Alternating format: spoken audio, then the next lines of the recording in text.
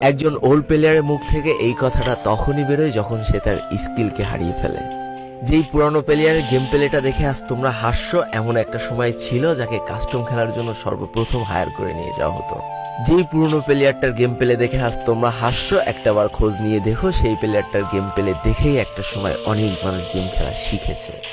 যেই ওল্ড প্লেয়ারটার খেলা দেখে আজ তোমরা তোমাদের গ্রুপে নিতেও লজ্জা পাচ্ছ, খোঁজ নিয়ে দেখো সেই ওল্ড প্লেয়ারটা কোনো একটা সময় কোনো একটা গিল্ডের লিডার বা অফিসার ছিল। যেই ওল্ড প্লেয়ারটা আজ তোমাদের রিভাইভ দিতে যেতে ভয় পাচ্ছে, মনে রেখো একটা সময় ছিল যখন এই প্লেয়ারটাই পুরো মাঠ একা ফাঁকা করে বুয়া নিয়ে আসতো।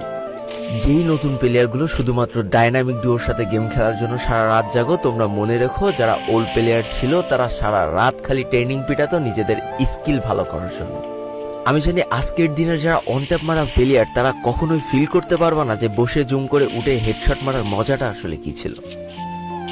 আমি জানি যেসব ওল্ড প্লেয়াররা এই গেমের থেকে হারিয়ে গিয়েছে তারা এই গেমটাকে আজও ভালোবাসে। জীবনে এমন হাজারো ওল্ড প্লেয়ার আছে যাদের ফ্রি ফায়ারই ছিল জীবনে প্রথম রাত জাগার কারণ। আমি জানি এমন হাজারো ওল্ড প্লেয়ার আছে যাদের রেজাল্ট খারাপ করারও প্রথম কারণ ছিল এই ফ্রি ফায়ার। আজকের দিনের নতুন প্লেয়াররা উচ্চ স্বরে বলে আমি ফ্রি ফায়ার গেমটাকে প্রচুর ভালোবাসি, আর যারা ওল্ড প্লেয়ার ছিল